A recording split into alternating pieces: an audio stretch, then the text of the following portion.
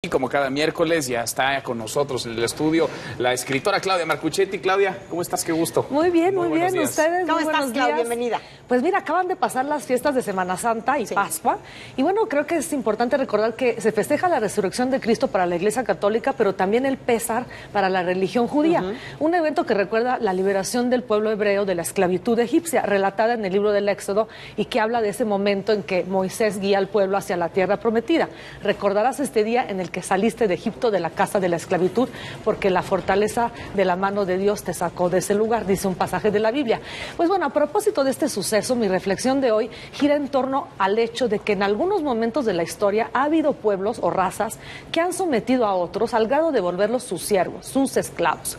Si bien hoy en día este concepto como tal es obsoleto, me parece importante recordar que nadie tiene el derecho para aprovecharse de sus semejantes o de esclavizarlos de modo alguno. Ya veíamos el otro día esa persona que estaba amarrada, encadenada en una lavandería. Bueno, creo que sigue sucediendo y creo que parece una premisa obvia, pero en realidad no lo es, porque no podemos olvidar que la esclavitud no es algo tan lejano en nuestra historia. El último país en abolirla fue Mauritania, en África, apenas en 1981. En el continente americano, por cierto, uno de los países que más tardó en prohibirla fue Cuba. Lo hizo hasta 1880. En México sucedió en 1810, aunque después de esta fecha recurrió a la figura del patronato, una suerte de esclavitud disfrazada.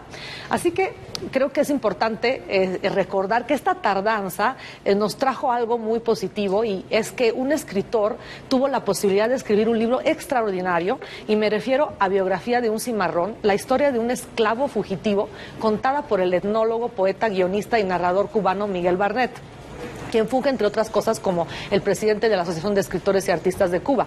Barnet dedicó parte de su juventud a entrevistar a un esclavo que tuvo la oportunidad de conocer y gracias al cual consiguió escribir un monólogo que realmente escapa a todo mecanismo de creación literaria y que, sin embargo, se inscribe en la literatura en virtud de sus proyecciones poéticas. Barnet, pues, es un poeta que tiene influencia en Carpentier y esta prosa, digamos, poética tan bonita que nos ha dado Cuba. Un libro que se convirtió en un importante testimonio sobre la esclavitud y la vida en los campos de la Cuba libre.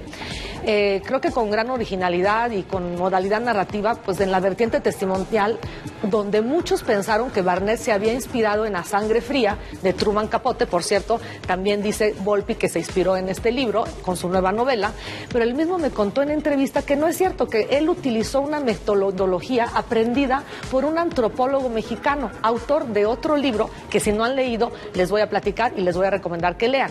Cabe mencionar que México fue uno de los primeros países americanos en abolir la esclavitud en 1810, y que aunque durante el virreinato se dio una figura que se asemejaba, la encomienda de indígenas, los únicos esclavos que existieron en nuestro país fueron los de raza negra que se trajeron de otros países.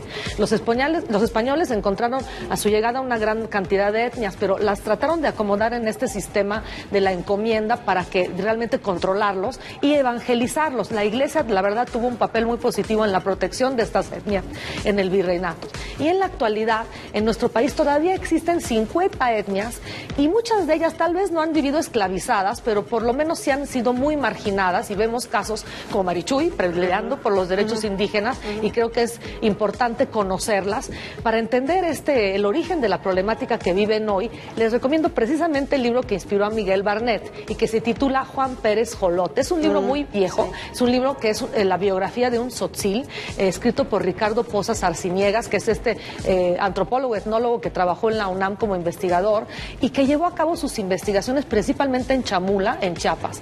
Y lo curioso de este texto es que la intención del autor no fue el de escribir una obra literaria, sino de rescatar de alguna manera el testimonio de la convivencia humana en aquella una crónica. Sin embargo, a partir de su prosa, que habla en las palabras del personaje principal en primera persona, describe la vida y el medio cultural en el que habita, pero con un nivel narrativo tal que se convirtió en un clásico de la novela indigenista mexicana. Tiene una forma muy sencilla, alusiones inmediatas a las costumbres y a los acontecimientos diarios del grupo tzotzil, pero realmente habla con una voz propia. Es un personaje vivo, muy representativo de su comunidad, es un personaje vivo con mucho carácter, y bueno, pues creo que es importante leerlo. Por supuesto, es un lenguaje pintoresco que se va adueñando del relato, y también quería recordarles, además de esto, Balún Canán de Rosario Castellanos, me parece que es importantísimo. Obviamente ahí es algo un poco diferente porque estamos hablando de una niña chiquitita que es hija de un terrateniente y habla de todas estas luchas. En primera persona ella habla en la primera y la tercera parte de la novela, pero también se habla con un narrador omnisciente en la segunda parte de todo el conflicto entre los terratenientes y los indígenas en la reforma agraria, es decir, ya no en el virreinato, sino pues qué pasó ya en la reforma agraria, cómo se acomodaron las cosas y cómo siguieron siendo esclavizados de alguna manera estos grupos indígenas. Entonces creo que tiene que ser una lucha actual, tal vez no contra la esclavitud, porque no existe como tal, pero sí esta marginación, esta imposición de una raza sobre otra o de un hombre sobre otro, en el caso de la famosa lavandería donde se encontró esta persona encadenada hoy en día. Es lo que te iba a decir, es que hay formas modernas de esclavitud. Así es. Que no se puede llamar como esclavitud porque no cumple con las condiciones históricas, pero es esclavitud. Así es. Y además el aprovecharse de otra persona hoy en día ya no es posible, ya no estamos en el siglo XXI, no se debería de dar y sin embargo se da porque vemos grupos étnicos muy vulnerables en México todavía y creo que conocerlos a través de un libro como Balún Canán, por supuesto, también.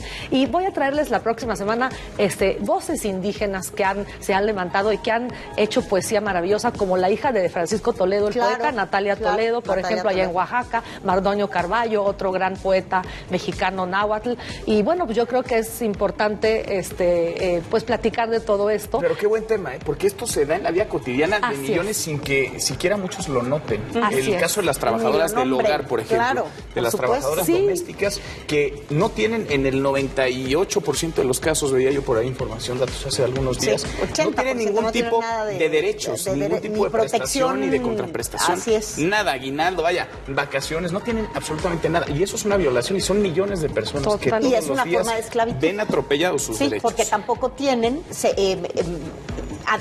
las horas de trabajo tampoco están establecidas por ley. Ni siquiera hay un horario de trabajo horas en muchas de ocasiones. Por eso cuando hay esclavitud dije, todavía hay mucho de qué decir sobre la esclavitud, porque hay esclavitudes modernas, contemporáneas, de no otra le llaman manera. esclavitud, pero es esclavitud. La trata de personas es otro modo de esclavitud.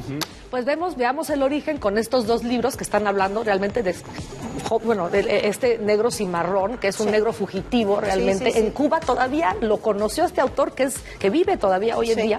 Y bueno, sucedió no hace mucho tiempo, entonces creo que es un tema que vale la pena explorar. Muy bien. Y por supuesto combatir. Claro, por supuesto. Gracias, Claudia. A ustedes. Muchas gracias. Vámonos a un corte, volvemos. Hay mucho más aquí en Desde Mañana.